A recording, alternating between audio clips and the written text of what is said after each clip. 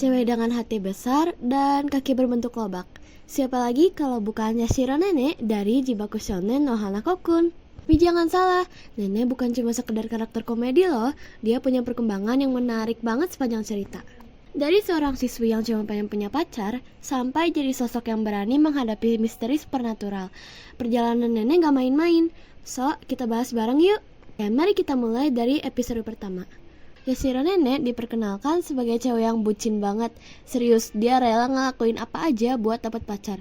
Sampai-sampai dia manggil Hanako-san di toilet sekolah.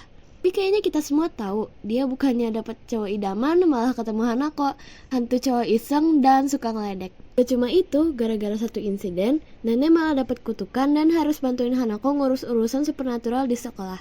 Dari sini, dia mulai masuk ke dunia yang jauh lebih rumit daripada sekedar urusan cinta-cintaan aja. Nenek mulai sadar bahwa dunia supernatural ini jauh lebih berbahaya dari yang ia kira. Misalnya waktu dia ketemu sama mermaid, dia baru ngeh kalau dia bisa berubah jadi ikan gara-gara kontrak konyol yang dia buat.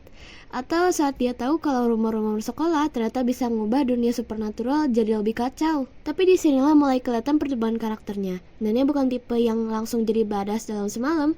Dia tetap takut, tetap panik, tapi dia nggak lari. Dia mulai sadar kalau dia punya peran di dunia ini dan gak bisa terus-terusan berharap ada yang nyelamatin dia. Dulu, Nenek selalu berharap ada Prince Charming yang bakal nyelamatin dia. Tapi setelah banyak kejadian, dia mulai belajar buat berani berdiri sendiri. Salah satu momen penting adalah ketika dia harus menghadapi hantu lain tanpa Hanako di sampingnya. Walaupun ketakutan, dia tetap berusaha cari solusi sendiri. Bisa dibilang, dari seorang cewek yang naif, dia mulai tumbuh jadi seseorang yang lebih mandiri dan tangguh. Bahkan di beberapa kesempatan, dia yang malah nolong Hanako, padahal biasanya kan kebalik ya. Nah, yang bikin perjalanan Nenek makin menarik adalah konflik emosionalnya. Awalnya dia suka sama cowok lain, tapi perlahan dia mulai sadar kalau dia punya perasaan khusus buat Hanako. Masalahnya, Hanako itu hantu dan dia sendiri masih nggak tahu banyak soal masa lalu Hanako dan apa sebenarnya sih yang terjadi sama dia. Jadi meskipun ada perkembangan perasaan, Nenek juga mulai mempertanyakan apakah hubungan mereka ini bisa punya akhir yang bahagia. Ya ampun, berat juga ya masalah cewek satu ini. Di titik akhir perkembangan ceritanya, Nenek udah jauh berubah dibanding versi dirinya yang dulu. Dia masih ceroboh, masih gampang panik, tapi sekarang dia punya tekad yang lebih kuat. Dia gak lagi sekedar cewek yang pengen pacaran, tapi udah jadi seseorang yang punya peran penting di dunia supernatural. Dia tahu kalau ada banyak bahaya besar di depan, tapi dia gak lari. Dia tahu kalau Hanako menyembunyikan banyak hal darinya, tapi dia tetap berusaha untuk memahami. Dan yang paling penting, dia gak cuma jadi gadis yang harus dilindungi, tapi juga seseorang yang bisa melindungi orang lain. Jadi perkembangan karakter Nenek itu menarik banget karena dia berubah secara natural. Dia gak tiba-tiba jadi OP atau langsung ngerti semua hal.